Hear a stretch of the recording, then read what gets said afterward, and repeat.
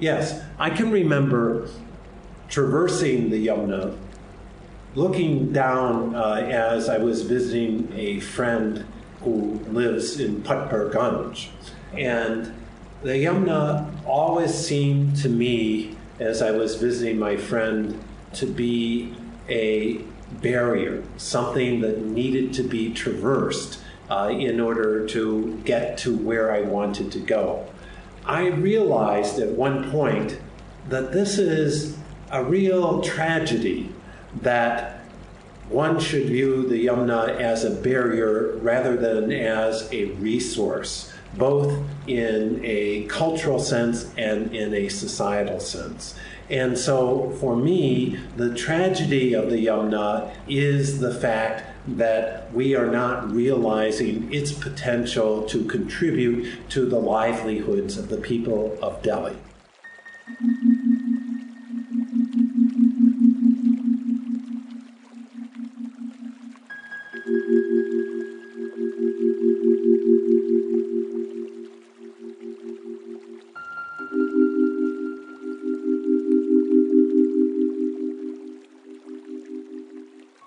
Welcome to Water from the Indian Express. I'm Ameya Nagarajan, and today is our last episode.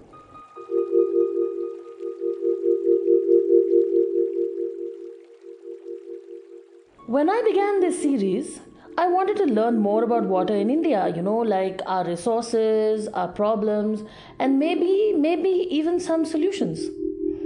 I've definitely learned a lot of things, like how many buckets of rain fall on India each monsoon, how terrifying the effects of climate change could be, and how the scary future we're headed towards could actually be avoided. I also learned that the only way we can turn the steering wheel on this car hurtling towards a cliff at top speed, the only way we can take control and change the direction is if everybody pulls together. When I spoke to Himanshu Thakkar of the South Asia Network on Dams, Rivers and People, he gave me a long list of what is wrong with our rivers. The Yamuna faces nearly every single one of these problems. There is industrial and agricultural pollution. Water is diverted and dams kill the flow. Vast quantities of sewage are dumped into the river. The floodplains are encroached. The groundwater is heavily depleted and the biodiversity is shot to hell in Delhi. But it turns out that the Yamuna's problems could really be fixed if we change the way that Delhi interacts with the river. My name is John Echeverry Gent. I'm an associate professor in the Department of Politics at the University of Virginia. The problem is really very much a multidimensional problem. So one aspect of the problem of Delhi's Yamuna is the fact that water is diverted above Delhi from the Yamuna to provide, well, if you go far enough up, Haryana, UP, etc., divert water for irrigation. But then closer to Delhi, water is diverted for drinking water. So that by the time the water reaches the Delhi area, it has very minimal flow, inadequate flow to cleanse itself, so to speak. And as a consequence of that, the river, as well as the various drainage nalas that serve as tributaries that earlier had been rivers running through Delhi themselves, they are little more than drainage ditches for the city's waste. Second aspect of the problem is the inadequacy of the sanitation facilities in Delhi. Those facilities are inadequate to meet the needs of the population, and so much of the raw sewage and solid waste gets directly dumped into the drainage ditches and into the Yamuna. Therefore, the content of the Yamuna is so polluted that it's a dead river, so to speak, and this is especially true during the dry season. All right, so that's the second problem. And then the third problem is encroachment in terms of aspects of development there. One important factor then is the multidimensionality of the problem requires coordination amongst a range of different government agencies. And although in 2007, I believe it was, there was the creation of the Yamuna Development Authority to try to coordinate different agencies in an effort to revitalize Delhi's Yamuna. The Yamuna Development Agency really has not succeeded in promoting coordination amongst the different stakeholders there. It's this coordination that really escapes us. So when I spoke to Mriganka Saxena, who was a consultant with the Delhi Jal Board and is now with the Yamuna River Project, she pointed out that the problem is that basically nobody at any sort of local level has a mandate that focuses on water. I'm Mriganka Saxena. I'm an architect and urban designer, and the focus of my work is the interface of planning, policy, and design. I worked as a senior consultant with the Delhi Jal Board a couple of years ago, and my mandate was to restore water bodies and drains. If you look at land ownership as well, so if the land owning agencies for water bodies are agencies like the PWD, Forest Department, Revenue Department, their main focus of their job or their mandate is not water body restoration, right? So PWD is doing their work, DD is doing their development work. Water body is not a priority. Rather, because it's not a priority and none of these are actively responsible for managing these water assets, they become a liability for these agencies as well as, of course, for the residents of Delhi. So at the end of the day, I think the biggest barrier is the fact that at the level of the city, there is no administrative structure or no legislative framework that talks about how water resources should be managed.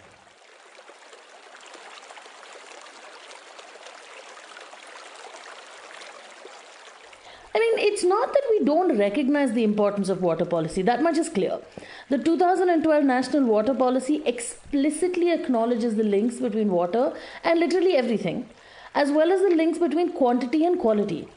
It even sets out 11 principles for how water should be managed. Mriganka talks about some of them. The policy actually goes on to set principles, and sets about 11 different principles for how water policy should be set in India across scales. A few things I'll just pull out. I won't go through all the 11. The basic principle it says is the principle of equity and social justice must inform the use and allocation of water. Very basic, but very, very critical.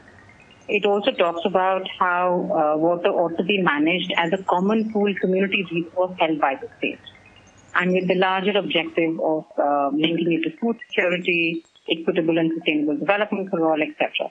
And this becomes critical when we're looking at competing demands within a city, within a state, etc. This becomes an important principle for that. What it does after that is sort of in terms of the legislative and administrative framework, the National Water Policy stresses the need for devolution of powers. It says that more and more lower levels of government must get involved to manage water locally. So clearly the policymaker gets it. This means that somewhere in the government, somewhere in the administration, there is an acknowledgement of the problem and a way to the solution. That's fantastic news. Now, what could these solutions be? Well, we're going to go back to the Yamuna, largely because the Yamuna River Project is looking at it from so many perspectives and so many points of view. They've done so much research and they've actually managed to propose some ideas from where you could get some solutions. When I talked to Pankaj Veer Gupta, one of the directors of the project, I asked him why we have come to this point where Delhi and the Yamuna are so disconnected.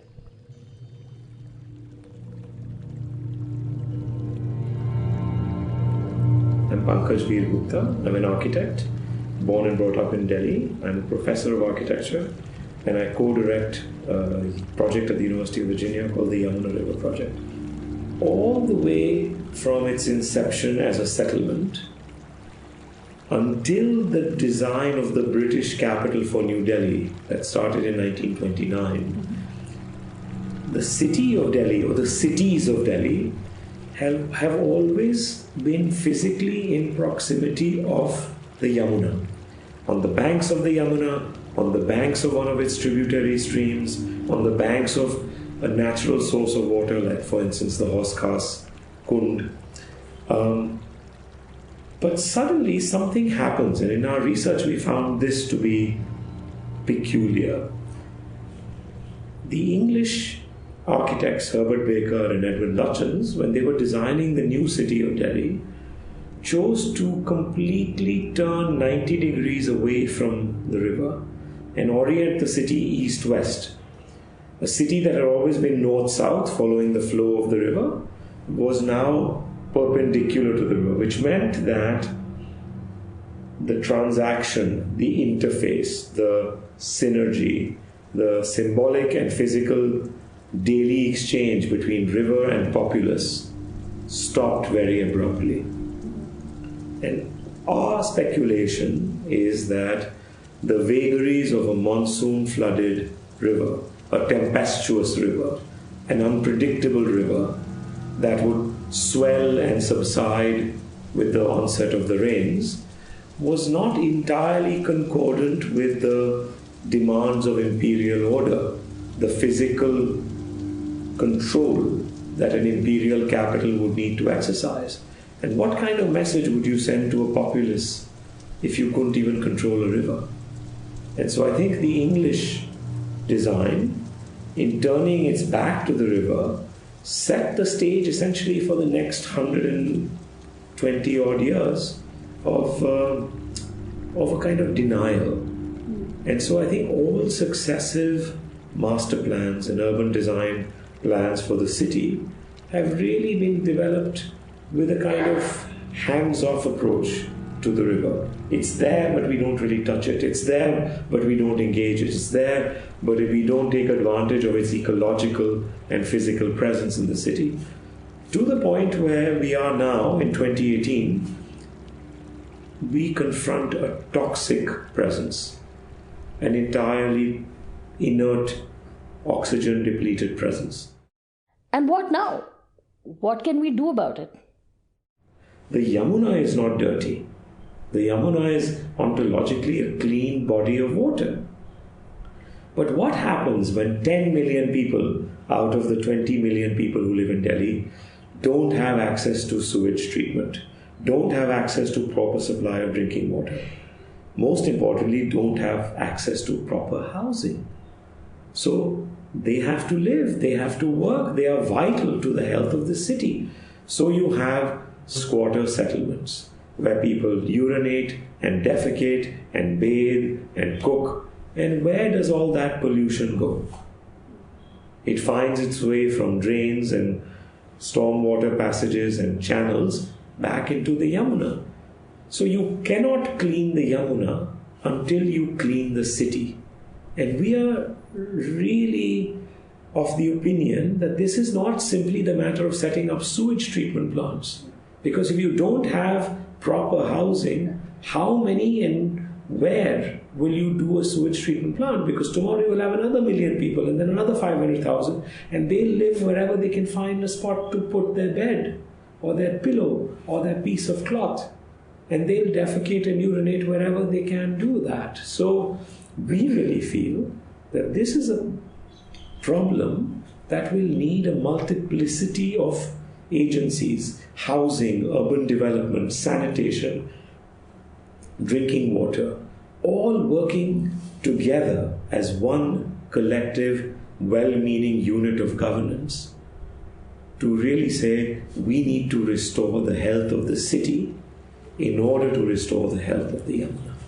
The 100% of the Yamuna water that is dammed at Wazirabad and then redirected to serve the drinking water demands of the city, a full 50% of that water is lost in transmission. Now imagine if you could just upgrade and transform the distribution infrastructure, if you could really holistically upgrade it, simultaneously upgrading the housing and the public circulation.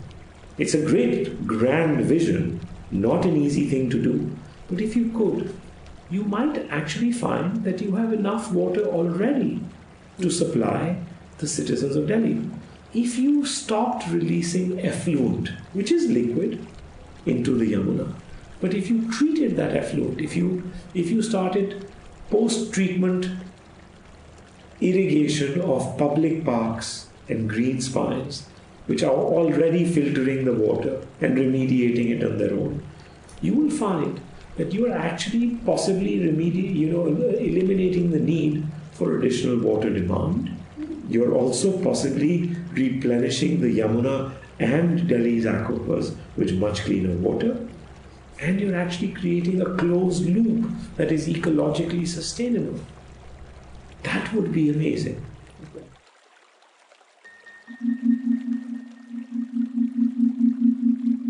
I was not expecting to end this series on an optimistic note.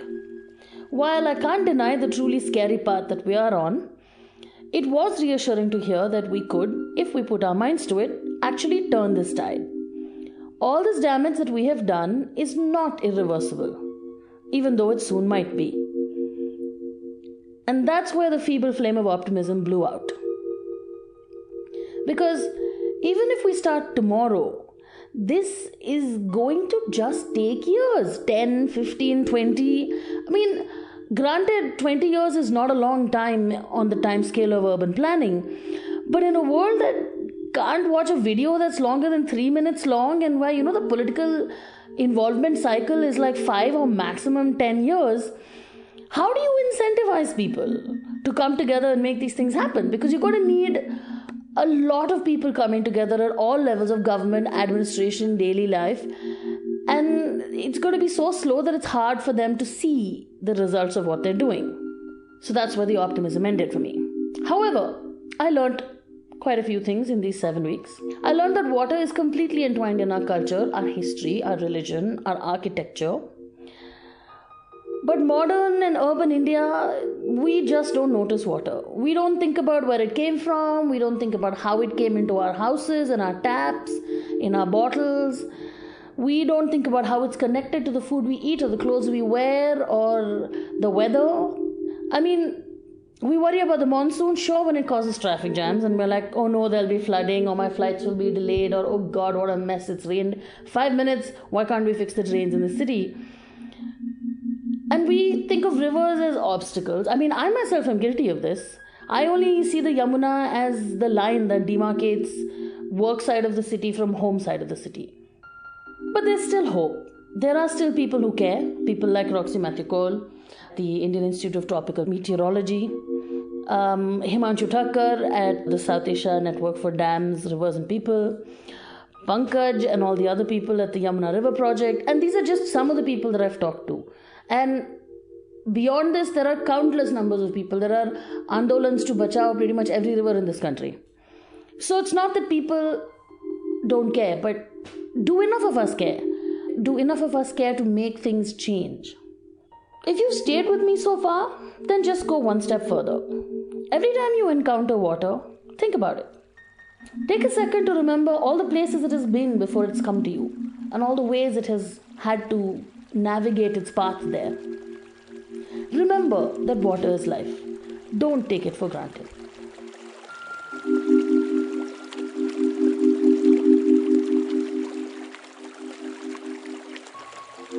This is Water from the Indian Express. I am Amaya Nagarajan. If you like the show, please subscribe and leave us a review on iTunes because it helps other people to find us. You can tweet feedback to us at Express Podcasts, and you can find our full catalogue on www.indianexpress.com/audio. Thank you so much for listening.